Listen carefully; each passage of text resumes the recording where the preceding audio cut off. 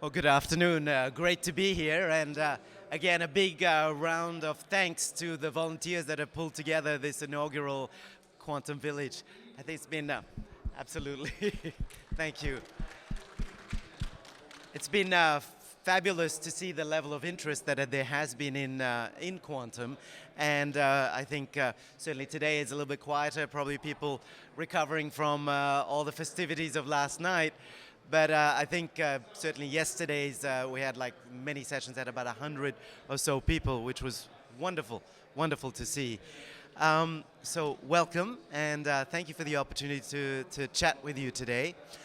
So for those of you that may have been here today, you might find some of the material a bit duplicative from what we talked about yesterday, but I hope you'll still find some interest out of what we have to share with you here this morning.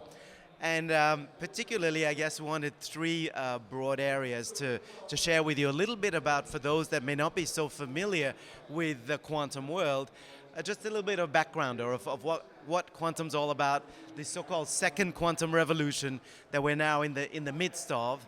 The second piece of that is then, as a result of the advent of quantum computing, what risks are posed to cybersecurity and how that can impact what we're doing today. And finally, looking at, well, what can we do in response to this to protect our sensitive information from attack by a quantum-enabled adversary, and in that context, the importance of what we call cryptographic agility. So, just checking, can you hear me okay? Thank you. So, in the 1950s or so, we invented this thing called the transistor, which heralded the so-called first quantum revolution. And what that did was just leverage passive effects that occur in the quantum world, but exploit those effects to great benefit.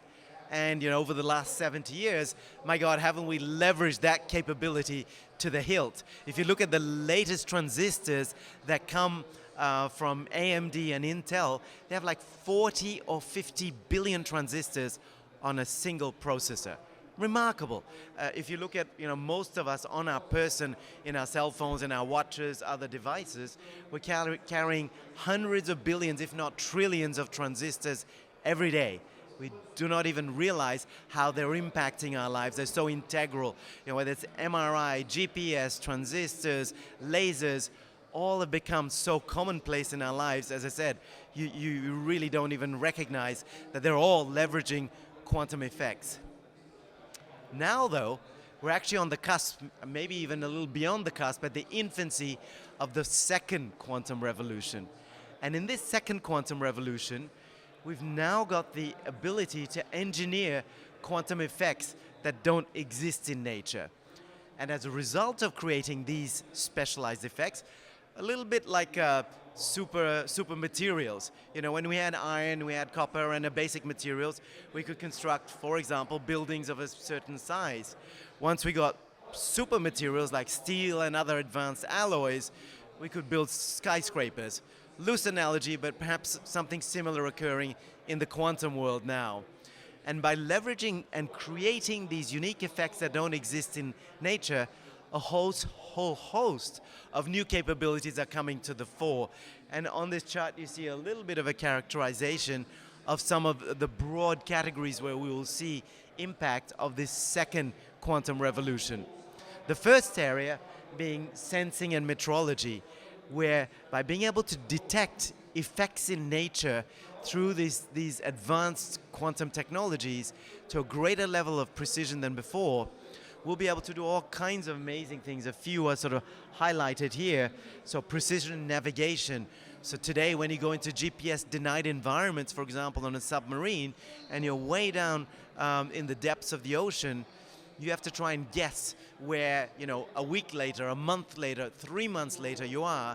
And often when you pop up back and you can get into a GPS-available environment, you're not exactly where you thought you were. There's some discrepancies. So quantum capabilities will give you an ability to track that much better. Another example is to be able to detect aircraft, subs, and so on. In fact, there's this thought about where from advanced satellite capabilities, you might be able to so-called turn the oceans transparent. Now, if you think about that, that has potential great impact on defense strategies as we implement them. There's just a couple of simple examples, but much more in that area. Probably the area you've heard the most about is quantum computing. Tremendous advances that have been occurring in this field, where we're leveraging some of these bizarre capabilities at this quantum level to be able to implement computational devices that are many orders of magnitude, billions, trillions of times faster than our best supercomputers today. Now, to be sure, we don't yet have line of sight into a general purpose quantum computer. But for certain types of problems, there's the promise of incredible advances. So that if you think about molecular chemistry, I think the most complex kind of molecule that we can today model is something like a caffeine, the humble coffee molecule, the caffeine molecule. Once we start to get beyond that, our best supercomputers cannot do so. Whereas quantum capability will allow us to go much beyond that and with much greater fidelity. Promises new drugs, new kinds of materials. Other areas which can apply is optimization problems. So there's a well-known problem in the field of mathematics called the traveling salesman problem, where I'm a salesman and I have to travel to a number of destinations and I want to figure out the optimal route to follow so that I travel the least distance, for example. And once you start to get to more than 15 destinations, it is a problem, but given the combinations that occur, that our best supercomputers cannot give you an adequate solution to.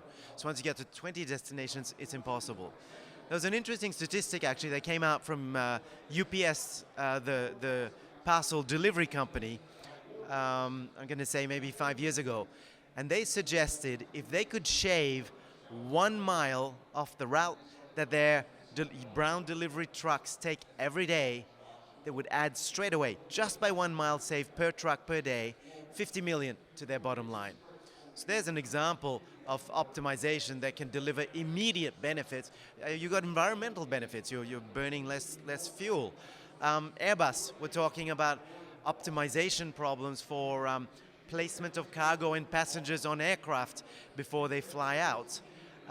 If you can do that accurately, you can save cost through fuel saving and again, an environmental benefit.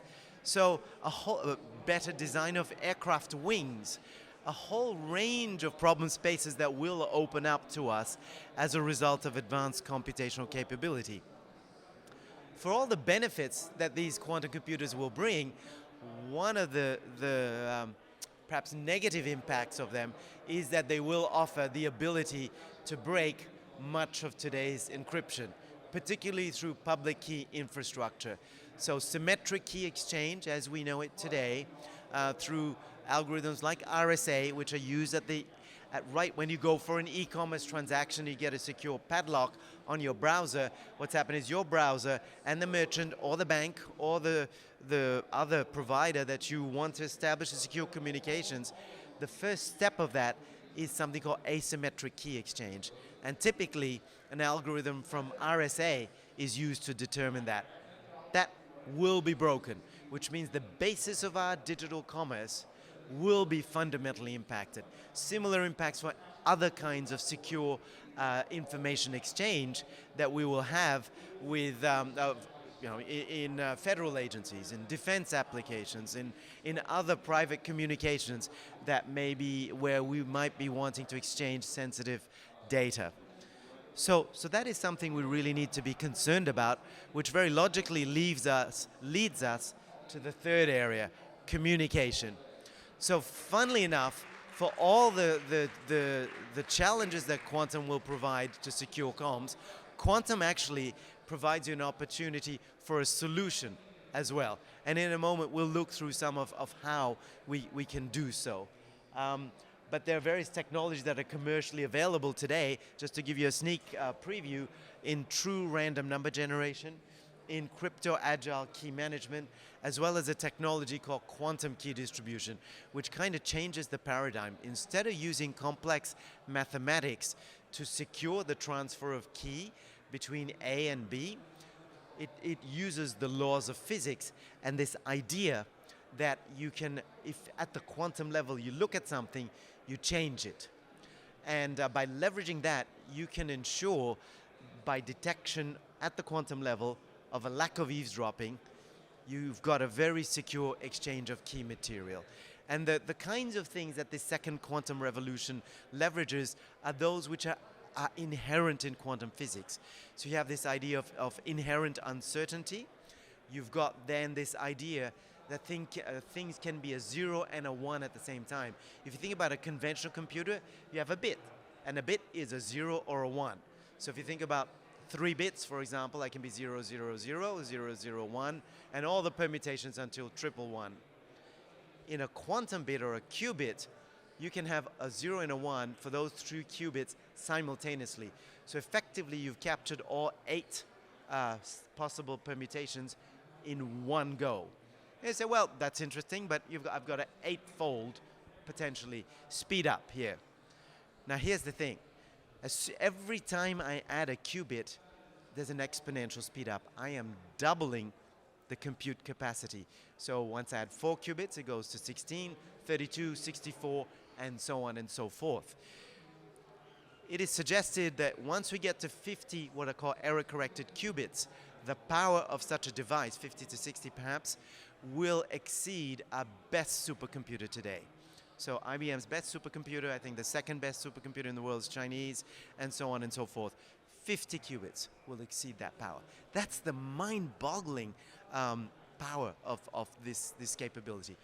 And once we get to 200 qubits, the compute power of such a device, now it's non-trivial, one shouldn't simplify this too much, because maintaining qubits requires incredible amounts of sophisticated engineering and science to keep those qubits in a quantum state. But if we can get to 200, hopefully when we get to 200 qubits, that will exceed the compute power of every computational device on the planet today. Incredible. 200 qubits, more than all the compute devices on the planet today. That's why we'll be able to solve all manner of problems that we just have no ability, even if we stick on Moore's law, which is hitting some fundamental limits because of the physics that it's running into. Even if we were to retain on that trajectory, it would be many, many years into the future till we could ever expect to get to this compute capability. So really, really exciting times. These are technologies that are going to revolutionize our lives over the next 10, 20, 30 years. Dramatically change them. This was something we did actually for NATO earlier this year, and it looks back at some statistics, probably which were from about mid last year. And I think the euro and US dollar are at parity, so more or less you can say that's USD equivalent. But that number already in the last 12 months probably has gone up to something like $35 to $40 billion. Also, the split has changed a little bit. Now, this is rough, back of the envelope calculations that we've done based on publicly available information. So I wouldn't say that this is precisely accurate, but I think it does give you an order of magnitude sense of what's happening in this field.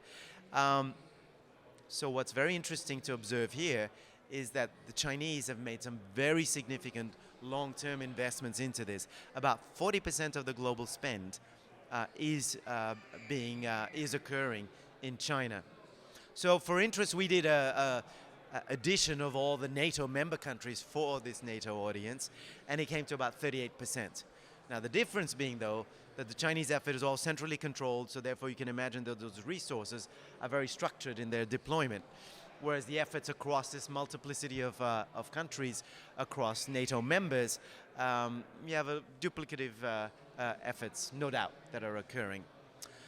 Numbers would have changed a little bit, of course, given the United States' strong commitment over the last 12 months, where there really has been a greater focus on quantum and quantum-related technologies. But still, I think it's very, very interesting to see the kind of geostrategic challenges and competition that is playing out in the world.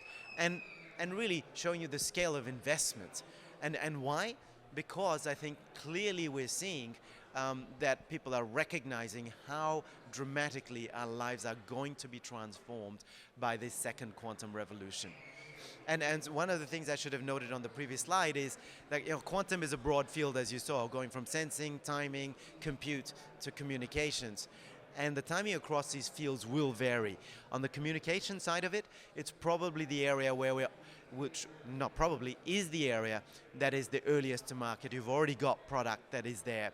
Then you'll start to see some developments occurring in sensing and timing, and then compute to come out probably in the 5 to 10 year time frame. I had the great pleasure to be on a round table with the CEO of IBM, Arvind Krishna.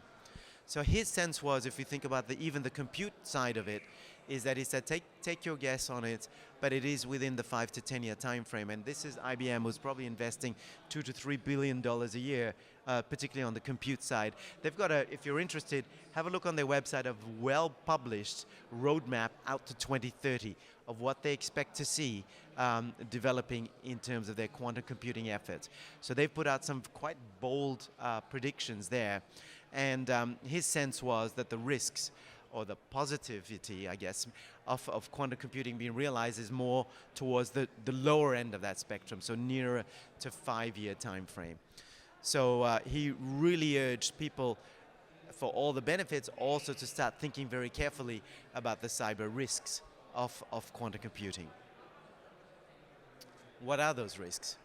So here's a quick little summary of some of those. And if you look at them, they're quite broad, right across the whole range of cryptographic capabilities, cybersecurity capabilities that you may choose to use. So from key exchange, digital signatures, data encryption, to authentication. Some of these will be broken, others will be weakened. So let's just look at a few of them in turn. So there was a gentleman called Peter Shaw, back in, I think it was 1994, who has given us an algorithm called Shaw's algorithm, and which gives you a mechanism, a method to break the mathematics that protects key exchange and digital signatures. So particularly the types of mathematics that underlie very well-known technologies such as RSA, Diffie-Hellman, and elliptic curve. These are embedded right into the core of our digital infrastructure, secure digital infrastructure today. So that's going to take some doing to be able to now replace those. If you look at symmetric algorithms, we think by and large they are safe. They'll be weakened, but by doubling the key sizes here, or tripling, we should be safe from quantum attack. But again, we can't prove that categorically, but we do think that it should be safe. And other authentication mechanisms, such as MAC and AEAD modes, will be broken through another algorithm given to us by a gentleman called Simon. So that means that no comms link, as it's deployed today, would be secure. We don't know that a communication is authentic, so I don't know that you are you on the other end of this. And transactions could be repudiated. I could say, I didn't do this transaction. A real concern. Just to give you an example of RSA. So RSA works on the basis of taking two very large prime numbers, multiplying them together, and then using the product, which is called a semi-prime, as a key.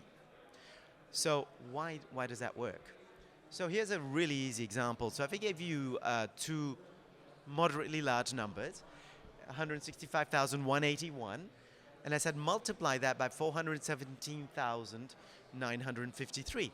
So you could take your calculator out and in 2 seconds say, Vikram, yep, here it is. The result is 69 billion, 37 million, etc. Very easy to do. For the mathematicians amongst us, you probably have pencil and paper do that within less than 10 seconds. However, if I gave you the number 69 billion, 37 million, so on, and I said, tell me what are the two numbers I multiplied to derive this, That's a tough problem. And as the two prime numbers that you multiply together become complicated, it becomes a really difficult problem to reverse engineer. So, in fact, it's suggested that this was done maybe some time ago, so maybe it's a shorter period of time, but nevertheless, it's absolutely, for today's compute power, absolutely secure. So factoring a 1024-bit prime would require thousands of years. That's the basis of why we can exchange information using these capabilities today. Excuse me. Because we know that nobody will be able to reverse this out in any reasonable period of time where the data would have any value. But with Shor's algorithm in a quantum computer, this at the right scale, I should say, a quantum computer at the right scale, this could be reversed out in seconds. There's the problem. Now, so public key exchange would no longer be safe. So how do you think about the time frame of when you should start to act? So there's a gentleman called Michele Mosca. He's with a company called Evolution Q and with the University of Waterloo, who gives us a very simple mechanism, rubric, if you will, to think about when we should be able to, we should start thinking about the problem. So he's got these three variables here. X, which is how long the encryption needs to be secure. So this is basically the lifetime of your data. So, you know, certain types of health records maybe have to be 7, 10 years. If you start thinking about strategic information, defense information, valuable IP, you probably start to think about 10, 15, 20 years. You look at the types of information NATO maintains. Yeah, it will be, you know, of the order of a decade plus. So that's quite a long period of time, particularly if you accept IBM CEO's thought that we may have a cryptographically relevant quantum computer inside of 10 years. But then you need to think about how long it actually takes you to retool existing cybersecurity infrastructure. And that's a non-trivial period of time. If we think about public key infrastructure, PKI sits at the heart of digital commerce. From when it was implemented to when it hit about 50% penetration was a decade. It was 10 years. So it really does take time to understand new cryptographic technologies, validate that they work, roadmap them, deploy them, and then integrate them into applications that use it. So for various organizations, this will vary, but I would offer you that it is, you know, of the order of a minimum of 5 years, plus or minus, depending on the complexity of your cybersecurity infrastructure. And then Z is, of course, the all-important metric of how long till we expect a quite cryptographically relevant quantum computer to be realized. And then if you find that X plus Y is greater than Z, we've got a problem here today. And that's where the secret keys are revealed and what he captures as what will we do here. So we have these attacks which are occurring now. Booz Allen actually put out a report about, I'm going to say 3 years ago, that talked about what we've termed handle attacks. Harvest now, decrypt later. So from certain nation states, and indeed potentially even criminal groups, there is active eavesdropping going in on purportedly sensitive communications. And those are encrypted today, but the idea is that even if I can't break the encryption today, I'm going to store this away. If you think about storage, you know, cents on the terabyte, it's cheap. I can listen in on a bunch of communications, store that away, with the view that at some point in time, I'm going to have the ability to decrypt this within the useful lifetime of that information. So I'll store that away today, 7, 8, 10 years from now, I can decrypt it. But if think about new drugs that have been invented, it takes you 15 years, billions of dollars of research to build that. If somebody can get your designs now, decrypt it 10 years from now, before you release it, you've just lost billions of dollars of value. Similar kinds of considerations, of course, could occur when we start thinking about national secrets of national importance, critical infrastructure, a whole financial information, personal data. So we really need to start thinking about these issues carefully now. And in fact, again, if I can go back to Arvind Krishna again, his suggestion was that today, enterprises should start forming small teams. He said you don't need to invest massive resources, but get 3 to 5 teams of 3 to 5 people understand what kinds of information you have, what are the capabilities that are out there, start piloting some of this, and start thinking about a roadmap to transition to a quantum safe posture.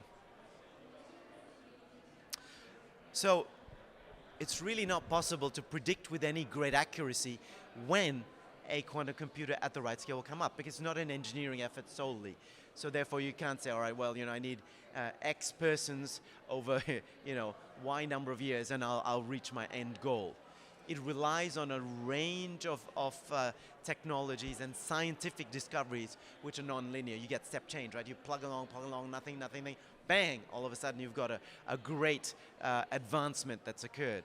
So the way to think about it is probably through a risk-weighted heat map like this one. So again, this comes from Michele Musca, and he polls every year. This is, I think, last year's one. There may be a new one out.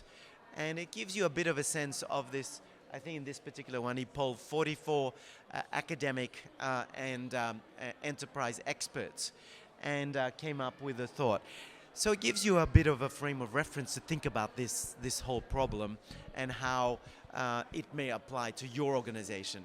And your risk tolerance, the threshold beyond which you need to start to act, will depend on the type of data that you hold and the type of organization that you are. But I just wanted to flag that with you as something you may want to look into in your own time. So what do we do about all of this? So here's a map that my company, Quintessence Labs, has come up with in terms of a reference architecture that we think gives you a great model to start to think about how to build a quantum resilient cybersecurity infrastructure. And it basically got 4 elements to it, and we'll turn to each of them in a moment. But essentially at the top level, what you want to do is build your application layer so that it is almost agnostic to the crypto that's applied below it. So as much as you can isolate the building of your applications from the crypto that's deployed underneath, the greater benefit that you'll have, because you don't need to go back and rewrite all of your applications as crypto changes. Key to all of that is the second layer that you see here, agile cryptographic key management. So key management that allows you to support today's existing encryption, to be able to ingest and integrate in new ciphers that are being released. And we'll just have a look at NIST just released the first 4 quantum resistant recommendations last month. So to be able to support those, but we don't think it'll be a one-shot game. It will be a rolling series of recommendations because ciphers are going to change. And it's interesting that NIST launched this quantum cryptographic challenge in 2015, so 7 years ago, looking for new ciphers that they hope would be resilient to quantum attack. So it started off with, I think, about almost 100 candidates, and over the range of rounds, it's been whittled down to where they were down to about 10 at the beginning of this year. But even after 7 years of scrutiny, 2 of those, after 7 years of scrutiny, were found to be broken this year.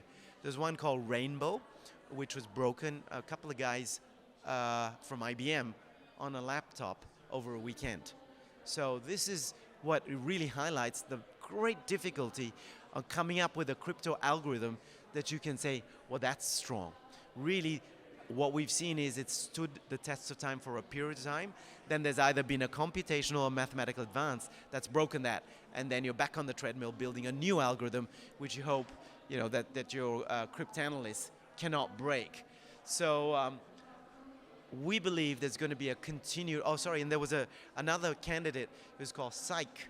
Again, it survived 7 years of scrutiny, and just maybe 3 weeks ago, some weakness has been revealed. It hasn't broken it, but it's created enough doubt around it that it is more than likely will be eliminated from the short list.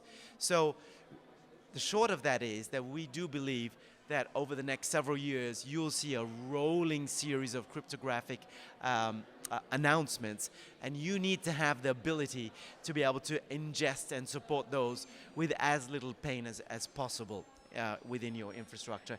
And agile key management is absolutely key to that. Then there's the third layer here, which is the link encryptor layer. And that is how you actually transfer your cryptographic material securely between your two locations. And then sitting below that is a layer that we've architected in as an optional layer. This is around a technology called quantum key distribution, which I talked about in the opening. So instead of using complex mathematics, what this does is it imprints encryption keys onto quantum effects. And these quantum effects are transported from location A to location B. But if there's any act of interception, if anybody tries to look at those quantum effects while they're being transported over optic fiber or over free space, that act of eavesdropping will be detected, because at the quantum level, if you look at something, you change it, so that the legitimate parties know that it's been looked at. So I say, oh, that's been looked at, and we can talk about that after if you wish. I'll chuck that key away, and I'll only use the key when I know there's been no eavesdropping. At that point in time, I'm assured by the laws of physics, not the rules of mathematics, by the laws of physics, that nobody on the planet can have a copy of the keys that I've just exchanged. Not only the planet, on the universe. So it gives you a fundamentally different paradigm. And for this layer, we're seeing a little bit of difference in opinion in different geographies around the world. So China, Japan, India, Europe have decided that this is an important part of cybersecurity infrastructure. In some of the other jurisdictions, I think the verdict is yet to be determined, where they're saying we would rather solve this through software means. And I can understand that, because software is so much easier to deploy.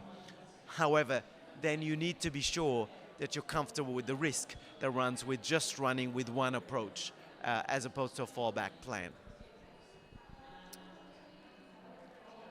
So very briefly looking at this, I think I touched on this already, but what would you like to have is a situation where the application layer is completely abstracted away from the cryptography that's being used below.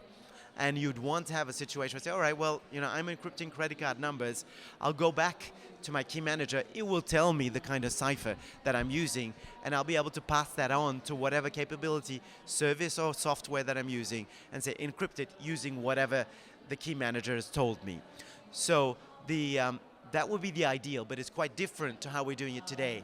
Today, in the applications, we're saying use, excuse me, encryption cipher XYZ, and it's hard-coded very, very often into the software, which makes it a nightmare if I want to transition across to a new cipher. The second is this key management layer. So what you really want is the endpoints the application level can use high entropy symmetric keys, which are provided to it by the key management server to be able to protect the information that's being exchanged at the application layer. And what you want to achieve ideally, as we look to a post-quantum world, is that the communication between these endpoints in the key management servers is protected by protocols which are using a hybrid, what we call post-quantum cryptography. So that includes today's ciphers, but also the new ones that NIST is recommending. And what we'd like to do is then have that transferred by these link encryptors. And without going into too much of the detail of that, what you want to ensure is that the keys that are being used in the key management servers, when they're being exchanged between key management servers, that the transport of those keys is very robustly protected. Clearly, you don't want those keys to be compromised when they're being synced between your key management servers. And one of the ways to do that is to use this layer down here of what we've defined as a quantum layer. Now the thing with quantum key distribution is because those signals are so small, they're right down at the quantum level of nature, they have a limitation in distance that they can traverse. If you think about majority of technologies that are out there today will probably go circa 50 miles, give or take, but it's of that sort of order. There are some developments and advances which are pushing it out maybe to 100 miles and 100 miles or beyond. But needless to say, if you want to establish transcontinental or even intercontinental links, you need to have this additional layer that we've introduced here called quantum relay, where you jump out of the quantum world, you transfer it to another node, and then use another quantum key for the second hop, and then a third hop, and so on and so forth. So you can string together multiple hops to achieve you, let's say, an intercontinental distance of, let's say, 2, 3, 4,000 miles. Another way to achieve that can be via satellite. So indeed, the Chinese have deployed a very interesting satellite called Messius about 4 or 5 years ago, where they've beamed a quantum signal up to satellite and brought it down on another part of the country. Indeed, today, probably the most sophisticated quantum network in the world exists in China. We believe it's about 3,000 miles of optic fiber and SATCOMs between cities of Shanghai and Beijing, and stretching out to some of the regional areas as well. So we're certainly seeing elements of this architecture that are being deployed. Just to give you a bit of a sense, as I said, some of this capability is real, and it's here today. In fact, we're working with a number of forward-looking large enterprises that have this deployed today. So on the top left-hand side, that's the world's fastest commercially available true random number generator. Oddly, building true random numbers is really difficult. Today we do that through software, which gives us something called pseudo-random, which means that if you have a very capable adversary, they could reverse out this random number generator and weaken your cryptography. So the best way to do this, to mitigate against that, is use true random numbers, for which you need to measure a physical effect. In our case, we measure something called quantum tunneling. So if you think about a diode, normally it's on or it's off, but at the quantum level, you actually find even when it's off, electrons will occasionally punch through the barrier and come out the other side. So this capability up there measures that very fast, 8 billion times per second, and it puts out 1 billion true random numbers per second. The second element of this, which is deployed at large banks, defense organizations, government agencies today, is a platform which is cryptographically agile. So it supports today's ciphers as well as the ciphers that are going to come tomorrow. And then sitting below that is quantum key distribution. And in our particular flavor, we take a highly tuned laser, and on that we do something like AM and FM to it. So hundreds of millions of times per second, just at the quantum level, make it a bit brighter or a bit dimmer, like AM. And simultaneously, we'll do FM. So we'll make it a bit bluish or a bit reddish. And if I send that across to the recipient, if somebody tries to intercept it while in flight, the quantum statistics of the transmission will be detectably changed. So we'll know somebody's looked and we'll throw away that key. And when we've established there's no eavesdropping, we can now proceed with a high degree of confidence to use those keys for symmetric encryption. Which I guess brings to the closing point. Let me just do a quick time check here as to how we're going here. Yeah, I'll look to wrap up in 5 minutes, and then we can have some time for questions. So this brings us to the fore. As we've said several times in conversation so far, what's really important is to have that cryptographic agility. You need to support the ciphers that we use today. You need to transition to the new ones and be prepared that those new ones are not going to be a one-shot play. You're going to have to change those time and time again. So the idea here is to try and isolate the application code from the cryptography itself. So what we've got here is this layer just here, which can be updated as required, and it provides an abstraction of the encryption used for a particular kind of object. And we'll have a look at it in a moment. But for example, I could say to encrypt credit card numbers, let's say. Today, I'm using AES 256-bit encryption.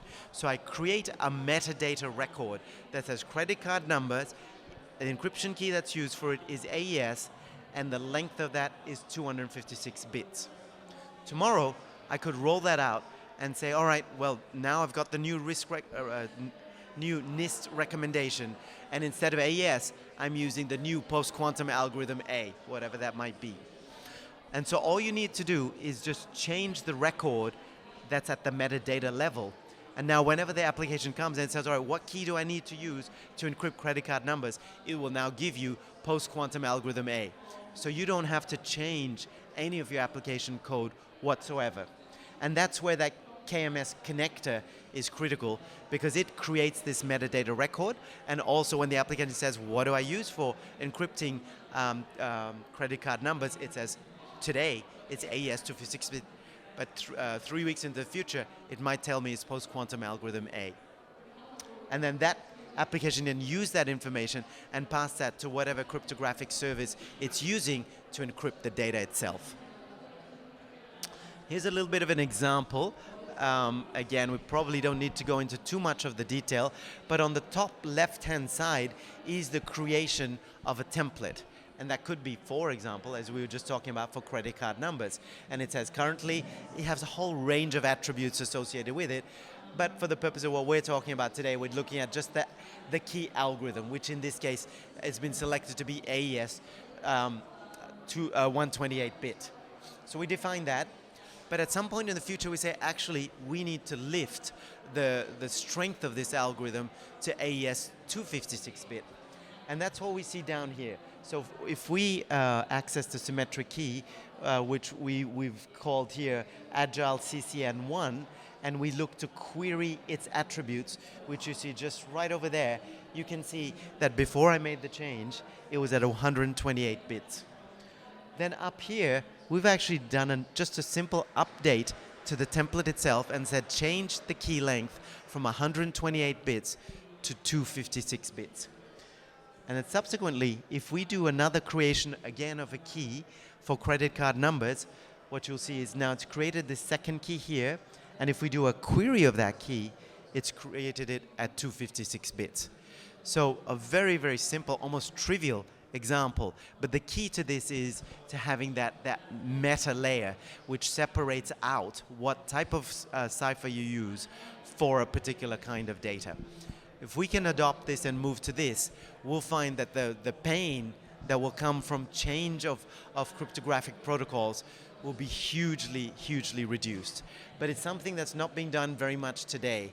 So that's why the first time around, it's going to be quite complicated. But what we would suggest is that organizations don't just go, okay, I'll go into the code, I will change my AES 256-bit to post-quantum algorithm A, and then again it's embedded in the code. Because when that changes, then you'll be needing to go through all that code all over again. If you move to this kind of a mechanism with cryptographic agility, you'll have some pain, sure, the first time around, but then after that, any subsequent changes will be much, much easier.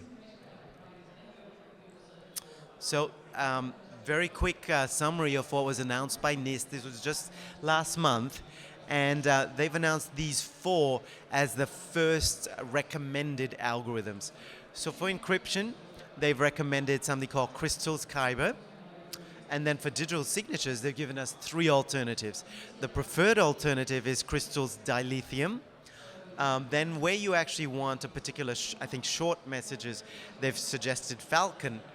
But interestingly enough, again, in a nod to the fact that potentially we don't know if any of these algorithms will be at risk, because the first 3 are all based on a mathematics known as lattice algorithms.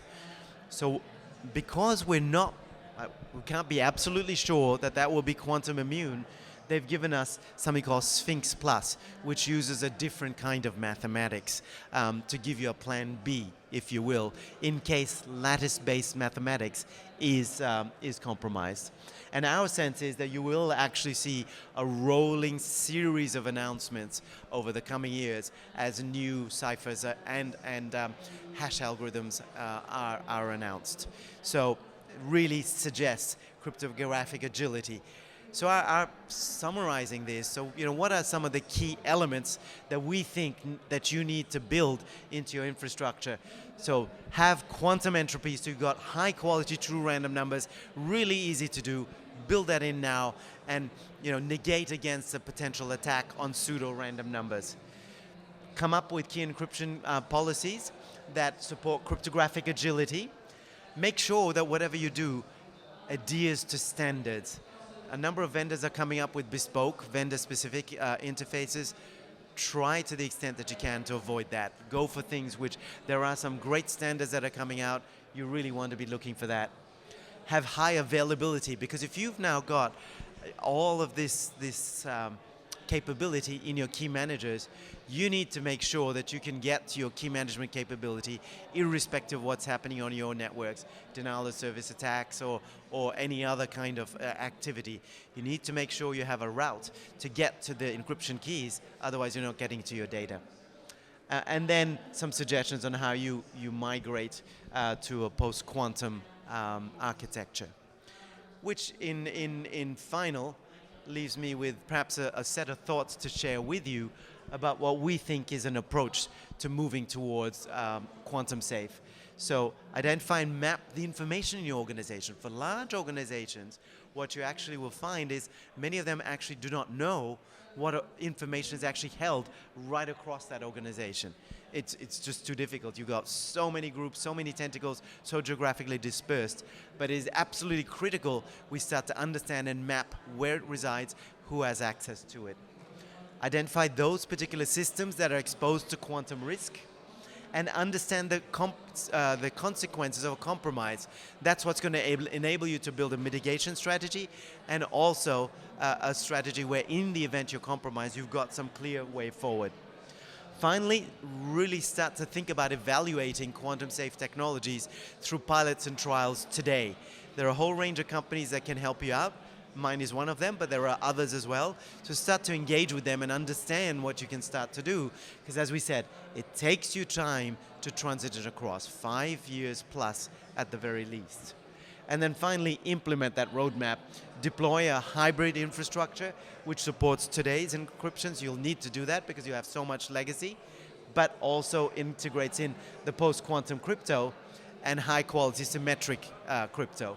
And finally, if you think it makes sense, integrate in quantum key distribution. So that's sort of some thoughts from sort of a QLab's perspective. I hope that's sort of been useful. We've got further information that's available. There's various case studies, papers, and so on the website. You may choose to look into those. At the highest level, if you're ever interested and getting bored for anything else to do, I've done a TED talk on this again at a sort of fairly high level, and you know, feel free to reach out to us.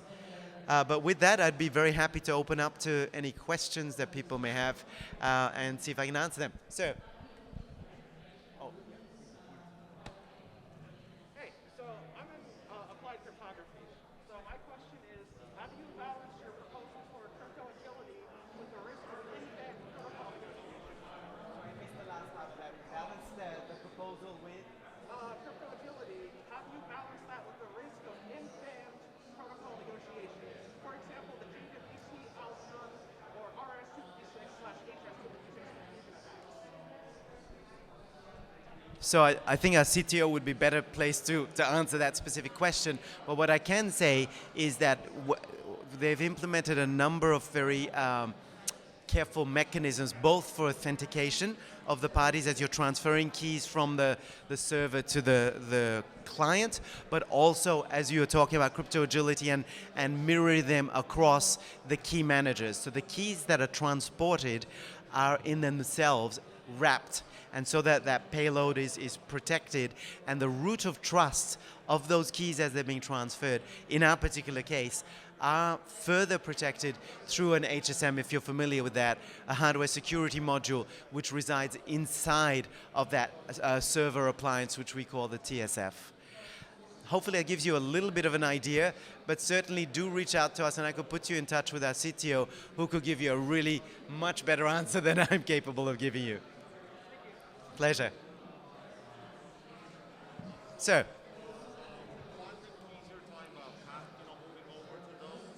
I'm sorry, the quantum keys that you were talking about, moving over to those, right? What, like on the current system, what kind of hit to performance? So I think the question was around quantum keys and what kind of a hit to performance they can do.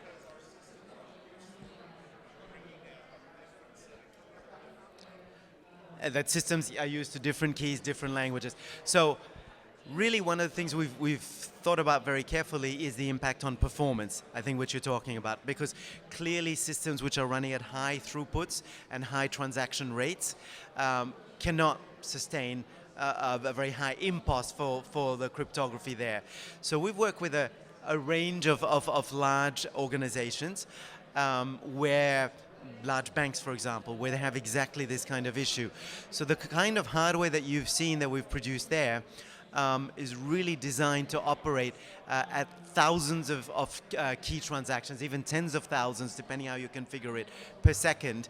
And in various benchmarks that we've done with these large customers, we've had an impost of the order of 10 to 15%.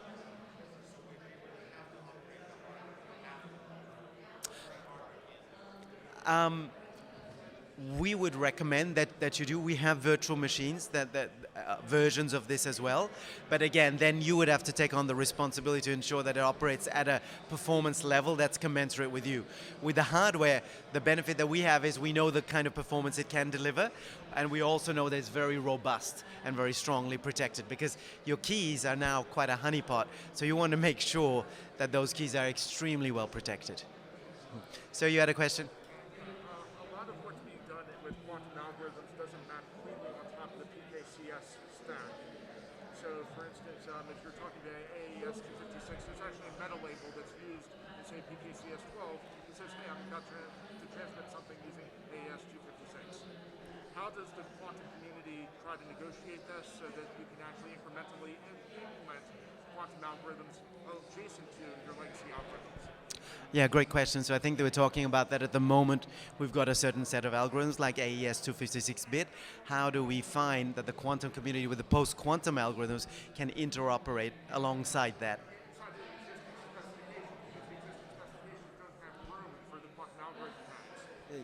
So I think this is a very interesting area that will develop, and in fact I think there are no good standards out, which is in fact one of the problems that we're seeing at the moment. Most implementations are vendor specific at present. So what we've been doing is working with a range of different vendors, and with certain customers we've showcased a hybrid approach. So basically like double enveloping your data. So you use a conventional encryption, and you have some level of assurance over that, and putting a second layer enveloping it whatever flavor of post-quantum algorithm. But it is definitely a developing area, and one where standards are required to achieve the kind of interop that you're talking about. Absolutely. My pleasure. Any other questions? Sir?